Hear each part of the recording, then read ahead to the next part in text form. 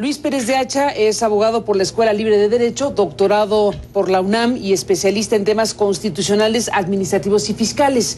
Luis, gracias por estar aquí, bienvenido. Gracias a ti, Carmen, un gusto. Pues igualmente gracias. Viene esta entrevista contigo pues muy bien el día de hoy, porque la idea de invitarte originalmente tenía que ver, o tiene que ver, con la solicitud que hiciste junto con artículo 19, Darío Ramírez, al SAT, al Servicio de Administración Tributaria de México. Le formularon 10 preguntas específicas respecto a la cuestión fiscal de la esposa del presidente de la República, que a su vez en su momento dio una explicación en donde hablaba de que ella era la propietaria de los derechos de adquisición de la llamada Casa Blanca de las Lomas. Bueno, esta entrevista coincide en el día en que el presidente de la República anuncia lo que acabamos de escuchar y dice que va a haber una investigación por parte de la función pública. Déjame ir por partes. Vamos primero a lo que le preguntaste al SAT, específicamente como especialista en estos temas, y lo que nos has dicho te ha respondido ya el SAT. Estamos con el privilegio como medio de comunicación de que nos des a conocer qué preguntaste y qué te respondió, porque ya te respondió el Servicio de Administración Tributaria acerca de el tema fiscal de la señora Angélica Rivera, esposa del presidente de México. Un pequeño contexto. Nosotros presentamos la solicitud el 15 de diciembre, Carmen, tomando en consideración la información que la señora hizo pública. La subió a su página personal que tiene en internet. En ella aparecía su declaración de impuestos por el año de 2010. Con base en esa información y una investigación que nosotros realizamos en el Registro Público de la Propiedad de la Ciudad de México, detectamos que había unas inconsistencias que, sin tener las pruebas firmes, fundadas, nos hacían ver que los datos de la información que son contenidos en la declaración fiscal no eran verdaderos. Cabe aclarar aquí que la señora goza de la presunción de inocencia, de que sus documentos son ciertos. Sin embargo, había una luz de falsedad.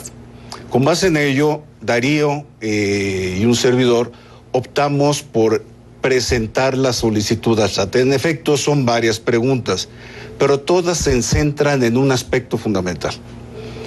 Preguntarle al SAT si de la información de los archivos del SAT se desprende que efectivamente la señora recibió un pago de 130 millones de pesos por parte de una empresa televisora.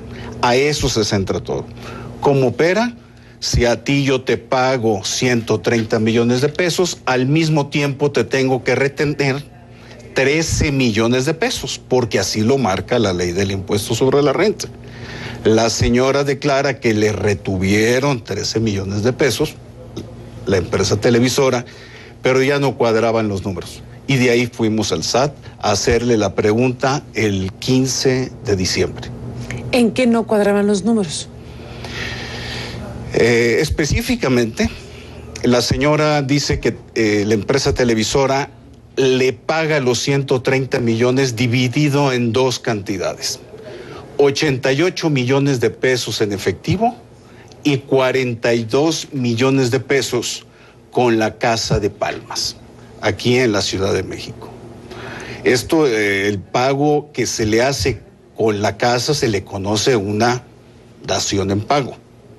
Sin embargo, de la investigación que nosotros realizamos en Registro Público de la Propiedad, de manera inmediata votaron dos cosas. La primera, se habla de una compraventa de la señora, no de una dación en pago. Y segundo, el precio manejado en esa operación de compraventa de la Casa de Palmas no fueron los 42 millones de pesos que ella manifiesta, fueron 27 millones de pesos. Así de fácil, Carmen. Pudo haber sido 42 millones de pesos, sí, pero entonces el precio de la casa estaba subvaluado. Era una práctica usual en todo el país subvaluar los bienes para efectos fiscales, empezando por los pagos del impuesto local sobre adquisición de bienes inmuebles. Van al SAT y le preguntan, le formulan estas preguntas, básicamente centrados en estos datos de lo que la señora Angélica Rivera informó públicamente. Y tienes ya una respuesta por escrito, que es la que está en nuestra mesa aquí, del Servicio de Administración Tributaria, dirigida a ti, Luis Manuel Pérez de Hacha, y a Darío Manuel Ramírez Salazar. Viene una serie de consideraciones, son varias cuartillas. ¿Qué te contesta el SAT? Son varias cuartillas, pero es paja, básicamente. Lo que resuelven en esencia es que el SAT no tiene por qué respondernos esta petición, porque orgánicamente, es decir, la institución no está obligado por las leyes a hacer ese tipo de respuestas. Eso es una respuesta leguleya, legalista, si la queremos ver así. Y nos citan varios artículos. Está tendenciosa la cita de los artículos que se hace. Nosotros lo queremos ver de manera más natural, en su esencia. La única autoridad que tiene la información fiscal de todo México, de todos los contribuyentes, es el SAT. Específicamente la ley del SAT, su reglamento interior, dice que la base de datos de todos los contribuyentes es administrada por el SAT. Nosotros lo único que queríamos, en uso de un derecho de petición del artículo 8 constitucional, es que nos dijeran si la información contenida en la declaración fiscal de la señora era verdadera o no. Pública. Sí está en la base de datos del SAT. El hecho de que nos hayan contestado de esa manera tiene varias implicaciones constitucionales, Carlos. Primero, la petición nosotros la hicimos directamente al jefe del SAT. No la hicimos a un funcionario, una administradora central del SAT. Que es la que te contesta, que es María Yolanda Mata Vallado, administradora central de cuenta tributaria y contabilidad de ingresos. Perfecto. Las funciones y la posición que tiene esta señora es perfectamente respetable. Sin embargo, nosotros hicimos la petición al jefe del SAT. Y la jurisprudencia de la Suprema Corte dice que él es quien tuvo que respondernos. Segundo, si sostiene el SAT o esta persona que son incompetentes, la jurisprudencia de la Suprema Corte también dice que si ellos son incompetentes, tienen que remitir el expediente y la petición a quien sea competente. Todo en aras de que no se quede la petición sin ser atendida. Y además se presenta una situación añadida que abre o potencia más la especulación, Carmen. La respuesta que tenía que dar el SAT, si tenía la información de la señora, era muy simple. 2 palabras y un punto. Sí, punto. Y se acababa. O sea, sí es verdad lo que dijo, punto. Correcto, punto. Sí, punto. Se acababa. Al momento en que nos dicen que carecen de competencias, están haciendo que efervesca, que hierva la especulación en nosotros, sumado al registro público de la propiedad. Porque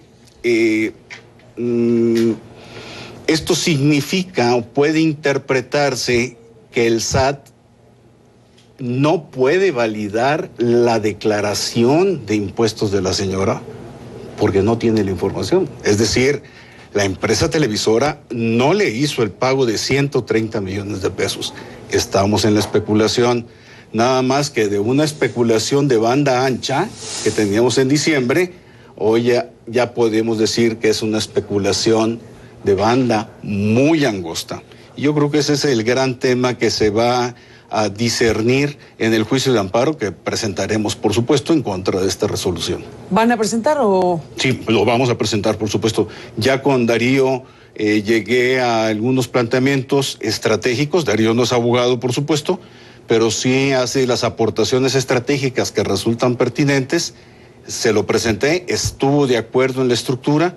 Todavía tenemos hasta el 16 de febrero para definirlo bien y presentarlo. Luis Pérez de Hacha, abogado, déjame hacer una pausa y regresamos en esta conversación. Tenemos, como digo, aquí en nuestras manos la contestación que te da el Servicio de Administración Tributaria a las preguntas formuladas acerca de la situación fiscal de Angélica Rivera, la esposa del presidente de México, con motivo de la exposición pública que hizo ella misma, explicando el tema de la llamada Casa Blanca, esa Casa Blanca que fue diseñada y construida al gusto y necesidades del presidente actual de México y de su esposa Rivera, según se ha podido saber en trabajos especiales en la materia. Volvemos después de la pausa. Recupero para la lectura algunas partes de este comunicado después de la pausa. Habrá intereses en conflicto cuando los intereses personales, familiares o de negocios del servidor público puedan afectar el desempeño imparcial de su empleo, cargo o comisión. Esto nunca ha sido el caso en mi responsabilidad como presidente de la República y tampoco en mis cargos públicos anteriores.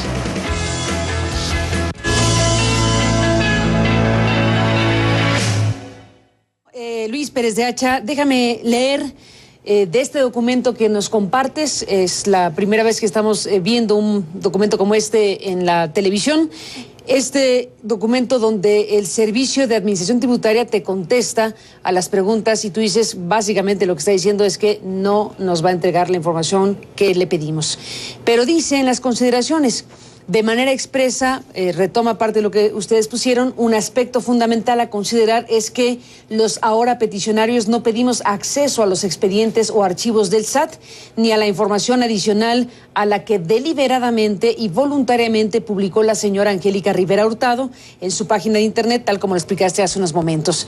Hay una parte donde se pone en tinta más cargada la respuesta del SAT, y la voy a leer. Petición para resolver en forma congruente sobre lo solicitado por un gobernado. La autoridad respectiva debe considerar en principio si tiene competencia. Viene aquí una serie de consideraciones y ponen en letras más cargadas. Ahora bien, en virtud de que las autoridades únicamente pueden resolver respecto de las cuestiones que sean de su competencia, en términos que fundada y motivadamente lo estimen conducente, la autoridad ante la que se haya instado deberá considerar en principio si dentro del cúmulo de facultades que le confiere el orden jurídico se encuentra la de resolver lo planteado, y de no ser así, para cumplir con el derecho de petición mediante una resolución congruente, deberá dictar y notificar un acuerdo donde precise que carece de competencia para pronunciarse sobre lo pedido. Viene aquí el registro y viene aquí la descripción de la competencia y la respuesta que te dan, que es no le daremos la información solicitada. Lo que leíste es una jurisprudencia de la Suprema Corte de Justicia de la Nación. Evidentemente yo no puedo ir, Darío y yo no pudimos ir a la Secretaría de Gobernación, a la Secretaría de Marina, a preguntarle información fiscal. Eso es a la que se refiere la jurisprudencia. Si es competente o no. Claro. El SAT tiene competencia originaria, expresa y implícita. Y única, es la única que puede responder estos temas. Y por eso fuimos a ellos. Y en términos también de otras jurisprudencias de la Corte, está obligada a respondernos. Va a ser un debate muy interesante en el juicio de amparo. Va a ser un debate muy importante en el juicio de amparo, por lo pronto, por lo que ustedes están señalando respecto a lo que declaró la señora Rivera respecto a la Casa Blanca y a los pagos que Televisa le habría hecho a ella como actriz, 130 millones de pesos, 88 en efectivo, 42 de la Casa Blanca, y aquí lo que ustedes dicen, hay cosas que no cuadran, que lo acabas de explicar. Dejamos hasta aquí, si te parece, Luis, a reserva de seguir de cerca lo que venga en la materia de juicio de amparo, inconformándose ustedes con la respuesta que les da el SAT. Te pregunto ahora, Luis, sobre lo de hoy, sobre el anuncio que hace Enrique Peña Nieto, donde nombra a un secretario de Estado de una secretaría que se había anunciado que iba a desaparecer y que ahora tiene un nuevo titular. Y este titular es presentado hoy con bombo y platillo y se le indica que debe investigar casas y contratistas. ¿Qué te dice el mensaje hoy del presidente de México? Hablo estrictamente como abogado, Carmen. Se me hace que estamos poniendo los bueyes atrás de la carreta.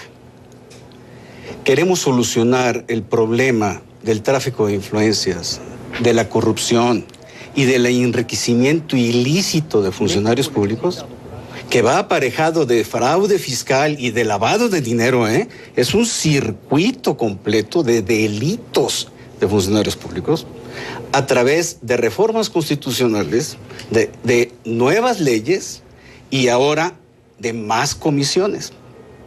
Que si la Auditoría Superior realiza no bien sus funciones, hay que darle más fuerzas. Es como seguir jugándonos el dedo en la boca, cuando lo que necesitamos son ya no discursos, no más discursos de corrupción. Necesitamos efectividad en la lucha de la corrupción. Por eso nosotros estamos yendo ante los jueces. Si vamos a otros países, Estados Unidos, España, Alemania, son los jueces quienes dan la última palabra en el tema de la corrupción y combaten la impunidad mandando a los corruptos a la cárcel. Entonces estamos hablando de investigaciones efectivas por parte de autoridades competentes. Estamos hablando de casos bien armados que se presenten ante los jueces. Y necesitamos jueces, incluyendo la Suprema Corte, valientes, que actúen en contra de estos funcionarios. Si no, lo que se tiene es una colusión completa de partidos políticos y de funcionarios políticos. Es una élite gobernante quien tiene el control de los temas de tráfico de influencias, de enriquecimiento ilícito, de corrupción, y nos van a seguir haciendo propuestas que nos están distrayendo. Por eso los abogados lo vemos desde una distinta perspectiva. Necesitamos efectividad en el combate. Eso por una parte. Por otra parte, Carmen, si se presenta la idea de 8 acciones, algunas ya están previstas en las leyes. En la Ley Federal de Responsabilidades de los Servidores Públicos ya está prevista. No es nada nuevo. ¿El conflicto de interés? ¿Ahí hizo una revisión doctrinal del conflicto de interés?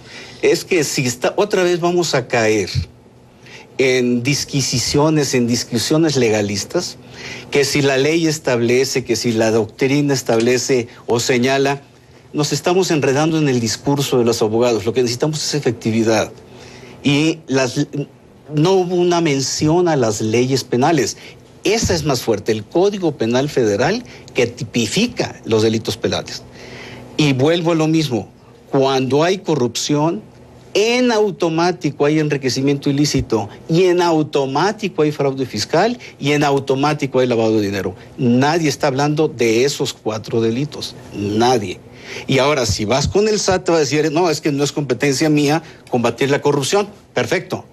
Pero lo que sí es competencia es que los fondos derivados de la corrupción, tienes tú la potencia y la fuerza de detectar en dónde terminaron alojados para hacer las acusaciones. Es que sucede una cosa bien curiosa, Carmen. Necesito una pausa y regresamos contigo para que nos cuentes qué cosa curiosa sucede. Volvemos, Luis.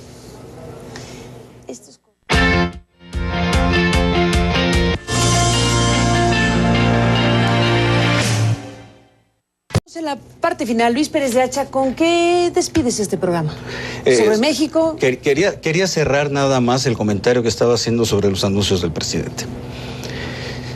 Primero, si la comisión va a funcionar.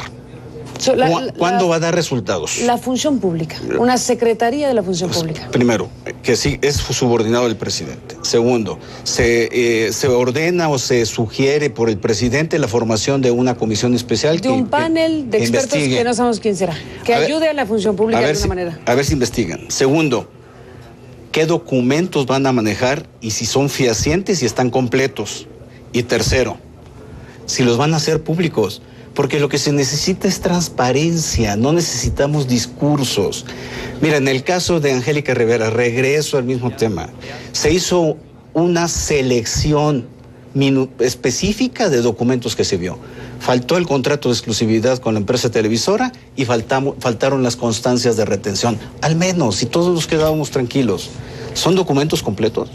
No son completos. Y lo mismo pasó con la casa de Malinalco, pero no me detengo en eso. Yo creo que sería el otro cuestionamiento que habría que hacerle a esta comisión. Nosotros no vamos sobre esa línea, no nos interesa. Pues Luis Pérez de Hacha, habremos de seguir de cerca lo que haga el nuevo funcionario. quiénes serán los que hagan este panel o comisión, qué suceda en México a partir de que se hace este anuncio en donde el presidente de la República dice que el tema de la corrupción es un problema estructural. Su anuncio de hoy dice que estamos en la percepción, en el número 35 de 1 a 100 de transparencia, y que además dice un tema cultural, es un problema estructural el asunto de la corrupción. Así empezó su discurso hoy Peña Nieto para anunciar estos puntos y este nombramiento de Virgilio Andrade como nuevo funcionario encargado de la investigación de estos casos de escándalo de propiedades del presidente y su entorno más inmediato, asociados a contratistas que han tenido convenios con el Estado de México cuando él fue gobernador y hoy como presidente de la República. Así que ese es el panorama que México tiene y habremos de seguir puntualmente todo esto. Estaremos en contacto, Luis, si me lo permites. Te agradezco que estés en este programa para contarlo. Muchas gracias. Gracias a ti y a usted que nos permite acompañarle. Pásela bien y hasta mañana. Te lo cuento ahora.